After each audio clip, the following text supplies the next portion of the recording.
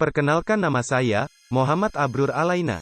NIM 23B50049007. Prodi S1M. Log karyawan. Izinkan saya untuk menjelaskan tentang masa depan transportasi dan logistik cerdas.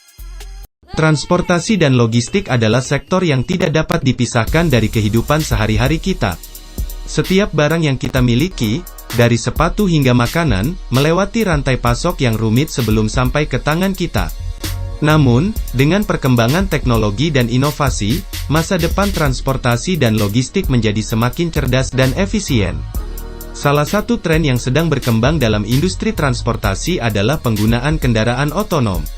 Kendaraan otonom adalah kendaraan yang dapat beroperasi tanpa adanya pengemudi manusia.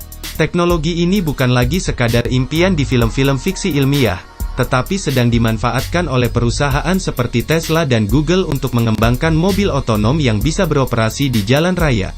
Manfaat utama dari kendaraan otonom adalah potensi mengurangi jumlah kecelakaan yang disebabkan oleh kesalahan manusia. Menurut laporan dari WHO, setiap tahunnya lebih dari 1 juta orang tewas dalam kecelakaan lalu lintas di seluruh dunia. Dengan kendaraan otonom, diharapkan jumlah kecelakaan lalu lintas ini dapat dikurangi secara signifikan.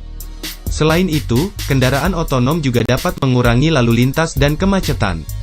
Dalam sistem transportasi konvensional, banyak kendaraan yang berjalan di jalan raya dengan jarak yang tidak optimal, menyebabkan kemacetan dan waktu perjalanan yang lebih lama.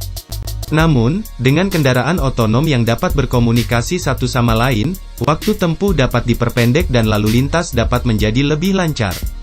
Selain kendaraan otonom, teknologi lain yang akan mengubah masa depan transportasi dan logistik adalah jaringan Internet of Things, IoT. IoT adalah jaringan perangkat fisik yang terhubung melalui internet dan dapat saling bertukar data. Dalam konteks transportasi dan logistik, IoT dapat digunakan untuk memantau kondisi kendaraan dan kargo secara real-time. Misalnya, dalam pengiriman barang, IoT dapat memantau suhu, kelembaban, dan kecepatan kendaraan. Hal ini memungkinkan pengiriman barang yang rentan terhadap perubahan suhu atau kerusakan lainnya dapat diawasi secara ketat, sehingga mencegah kerugian yang tidak diperlukan. IoT juga dapat digunakan untuk mengoptimalkan rute pengiriman dan mengurangi biaya bahan bakar, karena kendaraan dapat berkomunikasi dan berbagi informasi tentang lalu lintas jalan secara real-time. Selain itu, teknologi blockchain juga berpotensi mengubah sistem logistik secara fundamental.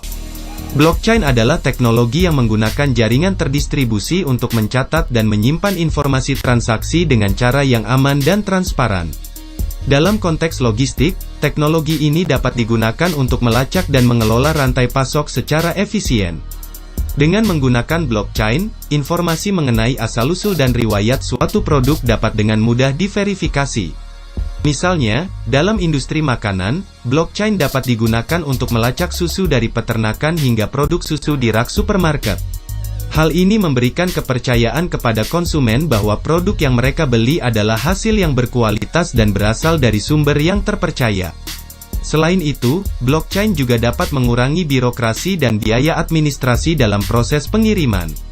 Dalam sistem logistik tradisional, terdapat banyak dokumen yang perlu dilengkapi dan diverifikasi secara manual, yang memakan waktu dan meningkatkan risiko kesalahan.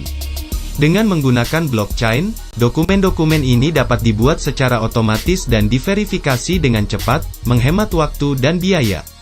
Masa depan transportasi dan logistik cerdas adalah masa depan yang penuh dengan teknologi canggih dan inovasi.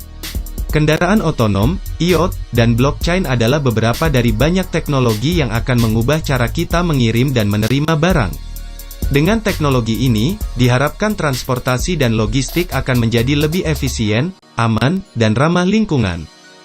Sekian apa yang saya sampaikan, semoga bermanfaat. Jika ada kesalahan dan kekurangan silahkan tulis di kolom komentar.